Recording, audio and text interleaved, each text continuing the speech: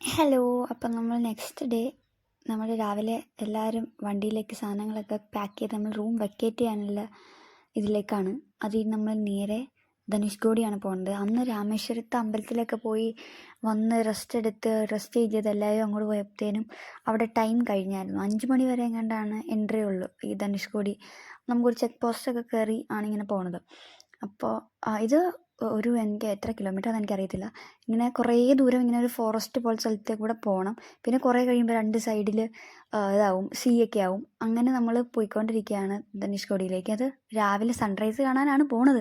പക്ഷേ എല്ലാവരും എഴുന്നേറ്റ് റെഡിയായി ഒക്കെ വന്നപ്പോഴത്തേക്കും ലേറ്റായി. പിന്നെ കുഴപ്പമില്ല, എന്തെങ്കിലും ആട്ടെ എന്ന് കരുതി. സൺറൈസ് കാണാൻ പറ്റുമെങ്കിൽ കാണാം, അല്ലെങ്കിൽ നമുക്ക് പോണ വഴിക്ക് കാണാമല്ലോ എന്നുള്ള രീതിയിൽ ഞങ്ങൾ പോയിക്കൊണ്ടിരിക്കുകയാണ്.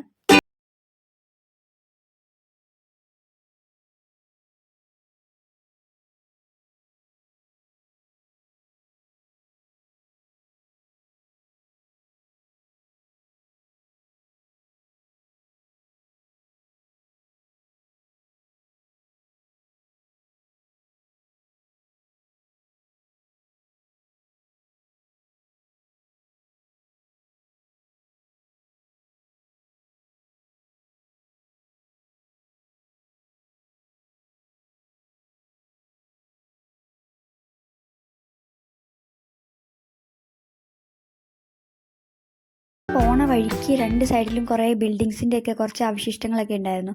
അത് പണ്ട് സുനാമി വന്ന സമയത്ത് അവിടെ ഉണ്ടായിരുന്ന ബിൽഡിങ്സൊക്കെയാണ്. അപ്പോൾ അന്ന് ഫുൾ നശിച്ചായിരുന്നു. ഈ ധനുഷ്കോടി സിറ്റി മുഴുവൻ വെള്ളം കയറി, മുഴുവൻ എല്ലാം ഭയങ്കര ഡിസ്ട്രക്ഷൻ അന്ന് സംഭവിച്ചായിരുന്നു. അപ്പോൾ അന്ന് ഇതെന്തോ ഗോസ്റ്റ് സിറ്റി എന്നൊക്കെയാണ് ഈ ധനുഷ്കോടിയെ പറയണേ.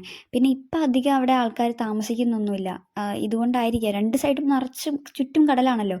അപ്പോൾ വെള്ളം പിന്നെയും കയറിയാലോ എന്നുള്ള ഇതുകൊണ്ടായിരിക്കും. അന്ന് പണ്ടാണ് രാമേശ്വരത്ത് ഇതാണ് സുനാമി വന്നപ്പോഴാണ് ഇവിടുത്തെ മുഴുവൻ സാധനങ്ങളും നശിച്ചു പോയത്.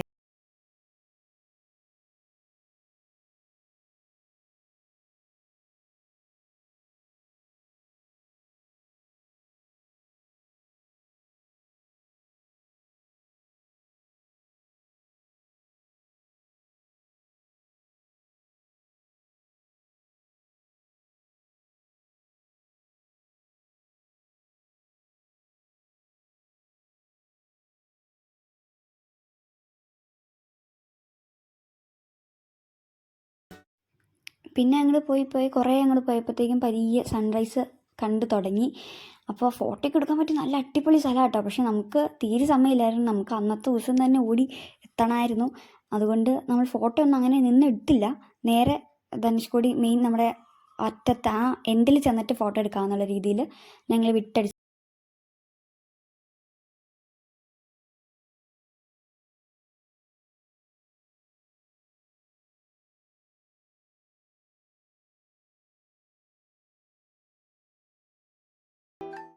അങ്ങനെ കുറേ ദൂരം കഴിഞ്ഞ് ഈ ഫോറസ്റ്റൊക്കെ കഴിഞ്ഞ് ശരിക്കും നമുക്ക് കടൽ കാണാൻ പാകത്തിന് 2 സൈഡിലും കടൽ കാണാൻ പാകത്തിനുള്ള സ്ഥലങ്ങളൊക്കെ ആയി. അന്നേരം എല്ലാവരും വണ്ടിയിൽ എല്ലാവരും വീഡിയോ എടുത്തുകൊണ്ടിരിക്കുകയാണ്. കാരണം അത്രയ്ക്ക് അടിപൊളിയാണ്. ആ കടലൊക്കെ ശരിക്കും നീല കളർ, പിന്നെ ആ മണലാണെങ്കിലും ഒരു വെള്ള കളറാണത്. നല്ല ഭംഗിയാണ്. 2 സൈഡും ഭയങ്കര ഭംഗിയായിരുന്നു കാണാൻ.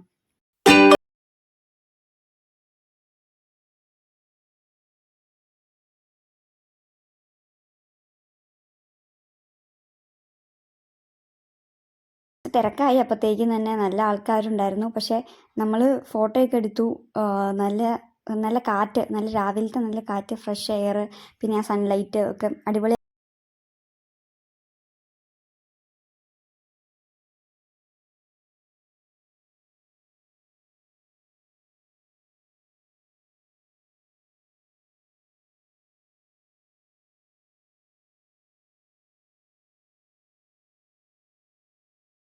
ഫോട്ടോയൊക്കെ എടുത്ത് തിരിച്ച് പോവുകയാണ്. തിരിച്ച് പോകാത്തതിന് നല്ല വെയിലായി. നല്ല നല്ല നീല സ്കൈ, നല്ല നല്ല പൊരി വെയിലായി. നല്ല ചൂടായി തുടങ്ങി. ഓൾറെഡി നല്ല ചൂടായിരുന്നു. പക്ഷെ രാവിലെ ആയതുകൊണ്ട് ധനുഷ്കോടി നമുക്ക് അവിടെ ചെന്ന് നിന്ന് ഫോട്ടോയൊക്കെ എടുക്കുമ്പോൾ അത്ര വെയിലായിട്ട് തോന്നിയില്ല. പിന്നെ അങ്ങോട്ടേക്ക് നല്ല വെയിലായി.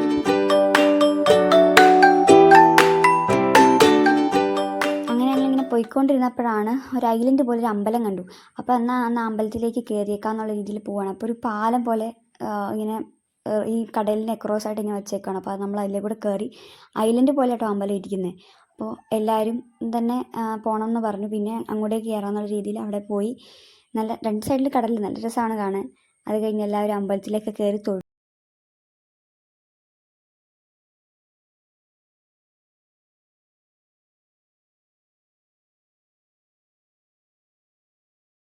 അവിടെ ഒരു ഹോളി പ്ലേസ് എന്നുള്ള രീതിയിലാണ് ഈ അമ്പലം വെച്ചിരിക്കുന്നത്.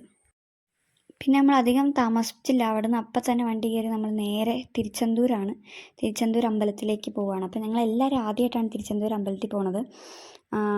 ധനുഷ്കോടിയിൽ നിന്ന് എനിക്ക് തോന്നുന്നു ഒരു 4 മണിക്കൂറും കണ്ടുണ്ടായി തിരുച്ചെന്തൂർ എത്താൻ. അതിൻ്റെ ഇടയ്ക്ക് നമ്മൾ ഉച്ചയ്ക്ക് ഫുഡൊക്കെ കഴിച്ചു. പിന്നെ നമ്മൾ ഈ അമ്പലത്തിൻ്റെ പ്രത്യേകത എന്ന് പറഞ്ഞു കഴിഞ്ഞാൽ ഇവിടെ നിറച്ച് മയിലുകളാണ് ഈ അമ്പലത്തിൽ. ഇങ്ങനെ കുറേ നടപ്പന്തൽ പോലെ ഇങ്ങനെ നടന്ന് ഒരറ്റത്തായിട്ടാണ് അമ്പലം ഇരിക്കുന്നത്. അമ്പലത്തിൻ്റെ ബാക്കിലാണെങ്കിൽ കടലാണ്.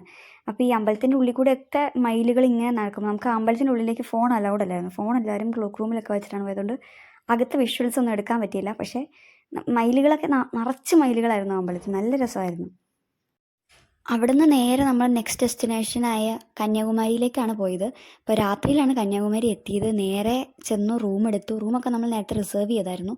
നേരെ ചെന്ന് റൂമെടുത്ത് ഫുഡ് കഴിച്ച് ഫ്രഷായപ്പോൾ അപ്പം തന്നെ കിടന്ന് രാവിലെ സൺറൈസ് കാണാൻ വേണ്ടി നേരത്തെ എഴുന്നേറ്റ് എല്ലാവരും റെഡിയായി ഇപ്പോൾ ബീച്ചിൻ്റെ അവിടെ വന്ന് നിൽക്കുമായിരുന്നു.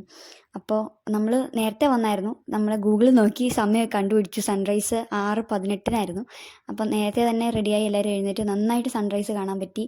നല്ല അധികം തിരക്കൊന്നും ഇല്ലാത്തൊരു സ്ഥലത്ത് തന്നെ നിന്ന് ശരിക്കും താഴേന്ന് പൊങ്ങി വരുന്നത് തന്നെ നമ്മൾ നന്നായിട്ട് കണ്ടു. പിന്നെ അവിടെ നിന്ന് നമ്മൾ കുറച്ച് ഫോട്ടോ ഒക്കെ എടുത്തു. നേരെ തിരിച്ച് റൂമിലേക്ക് വന്നു. അത് കഴിഞ്ഞിട്ടാണ് നമ്മൾ ഷോപ്പിങ്ങിനൊക്കെ പോയത്. രാവിലെ എഴുന്നേറ്റ പാടെ നേരെ സൺറൈസ് കാണാൻ പോകുമായിരുന്നു. അത് കഴിഞ്ഞിട്ട് കുറച്ച് ഷോപ്പിംഗ് ഒക്കെ ഉണ്ടായി.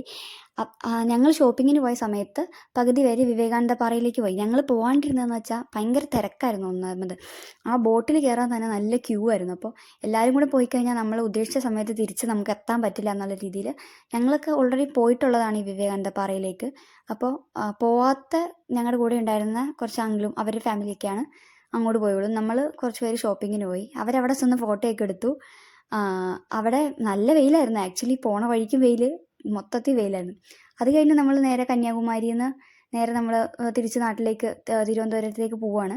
പോണ വഴിക്ക് ഇങ്ങനെ എന്തായിരുന്നു അതിൻ്റെ പേര്, പനങ്കരിക്കോ അങ്ങനെ, പനങ്കരിക്കാണത്. പനങ്കരിക്ക് വേണ്ടി വണ്ടി നിർത്തി എല്ലാവരും പനങ്കരിക്ക് കഴിക്കാൻ. എനിക്ക് ഇഷ്ടപ്പെട്ടില്ല അതിൻ്റെ ടേസ്റ്റ്. എനിക്ക് പൊതുവേ പുതിയ സാധനങ്ങൾ എക്സ്പെരിമെൻറ്റ് ചെയ്യാനേ പേടിയാണ്. എനിക്ക് ഓൾറെഡി അങ്ങനത്തെ അധികം ഇങ്ങനത്തെ സാധനങ്ങളൊന്നും ഞാൻ കഴിക്കാറില്ല. അവരെല്ലാവരും കഴിച്ചു. അത് കണ്ടിട്ട് എനിക്ക് നമ്മുടെ മാംഗോസ്റ്റിൻ്റെ ഇച്ചിരി വലിപ്പം കൂടിയ പോലെയാണ് എനിക്ക് തോന്നുന്നത്.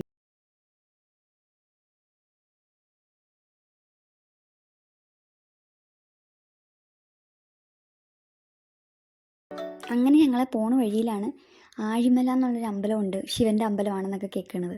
എന്നാൽ പിന്നെ അവിടെയും കൂടെ കയറിയേക്കാം, പോണ വഴിക്കാണല്ലോ എന്നോർത്ത് അവിടെ കയറിയതാണ്. പെട്ടെന്നൊരു പ്ലാനായിരുന്നു, പക്ഷേ നല്ലൊരു അമ്പലമായിരുന്നു.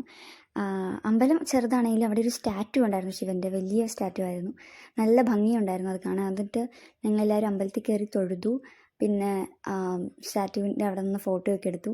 ഈ അമ്പലത്തിൻ്റെ ബാക്കിൽ ബീച്ചായിരുന്നു. പിന്നെ അവിടേക്കൊക്കെ ഇറങ്ങി ചെന്നു. അവിടെ ഭയങ്കര കാറ്റൊക്കെ ആയിരുന്നു. സന്ധ്യ ആയ സമയമായിരുന്നു. കുറേ സ്ഥലമൊക്കെ കോസ്റ്റ് ഗാർഡ്സ് ബ്ലോക്ക് ചെയ്യുന്നുണ്ടായിരുന്നു.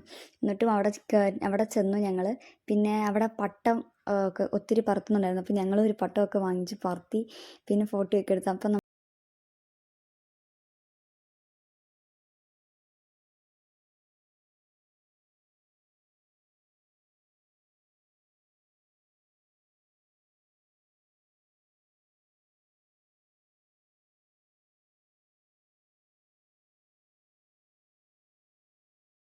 അപ്പോൾ ഇതുവരെ സബ്സ്ക്രൈബ് ചെയ്യാത്തവർ ഈ ചാനൽ സബ്സ്ക്രൈബ് ചെയ്യുക. വീഡിയോസ് ഇഷ്ടപ്പെട്ടെങ്കിൽ ലൈക്ക് ചെയ്യുക ആൻഡ് സപ്പോർട്ട് ചെയ്യുക.